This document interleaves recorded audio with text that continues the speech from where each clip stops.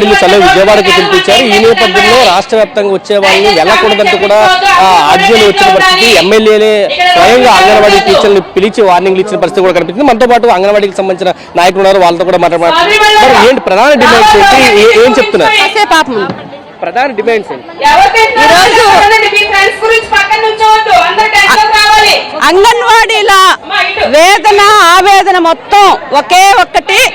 ప్రధానంగా అంగన్వాడీ వర్కర్లకు ఇస్తుంది 11,500, హెల్పర్లో మినీలకు వస్తుంది 7,000 రూపాయలు మాత్రమే. ఈ వేదన ఆవేదన ఇప్పుడుది కాదు, 2019 నుంచి అంగన్వాడీలకి పెరుగుతున్న ధరలకు అనుగుణంగా వేతనాలు పెంచాలి అని చెప్పేసి మేము ఆందోళన చేస్తా ఉన్నాం. ప్రభుత్వాలకు ఏమాత్రం చలనం లేదు. ఆ రోజు 42 రోజుల సమ్మెలో కూడా మాకు జూలైలో వేతనాలు పెంచుతామని చెప్పేసి ఆల్రెడీ మినిట్స్ ఇచ్చారు. ప్రస్తుత ముఖ్యమంత్రి గారు, మంత్రులు, ఎమ్మెల్యేలు అందరూ కూడా మా టెంట్ల దగ్గరకు వచ్చి మేము అధికారంలోకి వచ్చిన వెంటనే న్యాయం చేస్తా ఉన్నారు.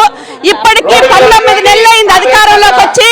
ఈ 19 నెలల కాలంలో ముఖ్యమంత్రి గారికి వినతి పత్రాలు ఇచ్చాం, ఐసీడీఎస్ మంత్రి వాళ్ళకి వినతి పత్రాలు ఇచ్చాం, ఉన్నతాధికారులకి వినతి పత్రాలు ఇచ్చాము. ఈరోజు మీ కనీసం మినిట్స్ కాపీ అయినా పరిగణలో తీసుకొని మమ్మల్ని చర్చలు పిలిచి వేతనాలు పెంచండి అని చెప్పేసి మాట్లాడుతున్న ప్రభుత్వానికి ఏమాత్రం చలనం లేదు.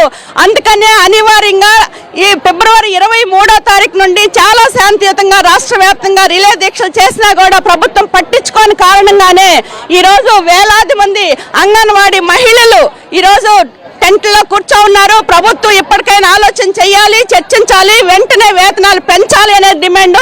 పెంచేంత వరకు మా పోరాటం కొనసాగిద్ది అని చెప్పేసి కూడా ఈ సందర్భంగా ఈ ప్రభుత్వాన్ని హెచ్చరిస్తా ఉన్నాం. అన్ని కూడా చేసేసాము, అంగన్వాడీలో ఆందోళన చెందాల్సిన అవసరం లేదంటూ హోంమంత్రి మాట్లాడుతున్నారు. ఏం చెప్తారు? ప్రింట్ మీడియా, ఎలక్ట్రానిక్ మీడియా మిత్రులందరికీ నమస్తులు. నిన్నటి రోజున ప్రకటన చేసినటువంటి హోమ్ మినిస్టర్ గారి ప్రకటన రాంగ్ ప్రకటన. అది ఆల్రెడీ 4 నెలల క్రితమే ప్రభుత్వం ప్రకటించింది. వాళ్ళ గౌరవ వేతనం కూడా చెల్లించారు. అనవసరంగా ఈ రోజు వస్తున్నటువంటి అంగన్వాడీ కార్మికులందరినీ కూడా అర్ధాంతరంగా రైల్వే స్టేషన్లో, బస్టాండ్లలో నిలిపివేయడం కోసం మంత్రి గారు ప్రకటించారు.